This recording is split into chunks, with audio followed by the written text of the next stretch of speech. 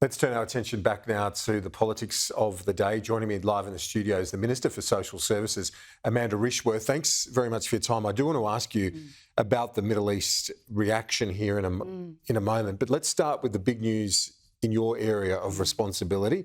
Today, the paid parental leave extension. It's $1.2 billion out to the year 2026-27. The benefits to the broader economy are going to be much greater than that. Have you got a dollar figure as to just how much it'll be putting back in terms of improved worker participation? Well, of course, it has that multiplying effects, improving paid parental leave. It allows the connection of the workplace and the employee.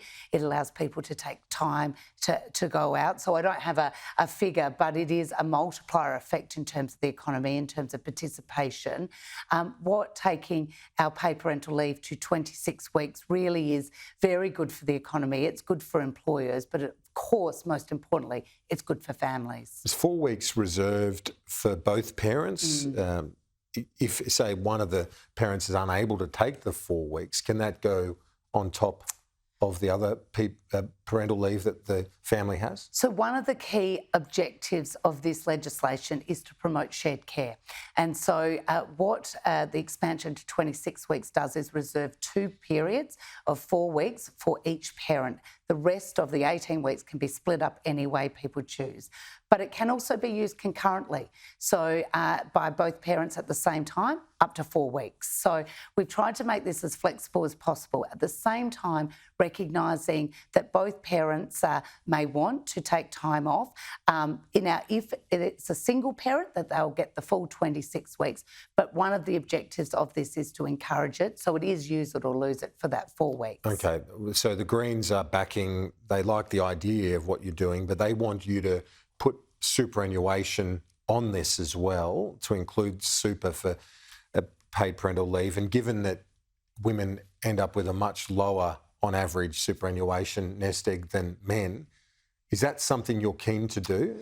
Well, firstly, I'd say there hasn't been reform since Labor first introduced paid parental leave. We've had a look at what our priorities are, and our first priority was extending the scheme to 26 weeks. That was an important priority, and we've now introduced the legislation to do that. Obviously, superannuation is something that we recognise as an important part of a women's working life, and accumulating superannuation. It's something, of course, we would like to do, but there are many pressures on the budget. Are you worried the Greens will try and block? Well, I hope they won't. I hope they won't. This is due to start on the 1st of July next year. It needs to be passed through the Parliament by March next year. So there is time pressure to make sure it's all in place so people can benefit. I welcome constructive suggestions, but it's not something the government's in a position to do at the moment. So I will be encouraging the Greens, and in fact, all of the Senate, to back our paid parental leave bill, because this is good for the economy and good for families. One of the areas, again, of your responsibility, it's National Carers Week this week. I know we've got a lot of carers who watch this program, and I know they're not the sort of people that necessarily go and seek help or government support. They just get on with what they do day in, day out.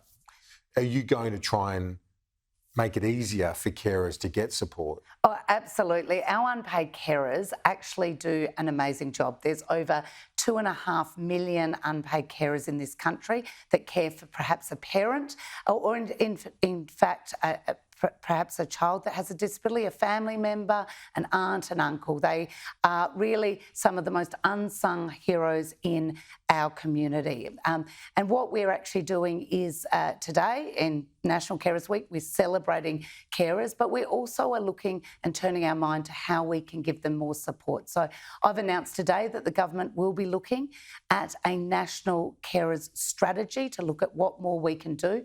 But today we also announced our carers workplace initiative, which supports businesses to support their carers. So we know a lot of carers need a little bit more flexibility or a little bit more predictability. And what we've launched today is tools, education for employers. And also, if they meet the national standards, we'll be able to display the logo for being a carer inclusive workplace. This is a way that we can support employers better meet the needs of carers. But our strategy, in addition to that, will also look at what more we can do. Well, that's something that will be welcomed by many.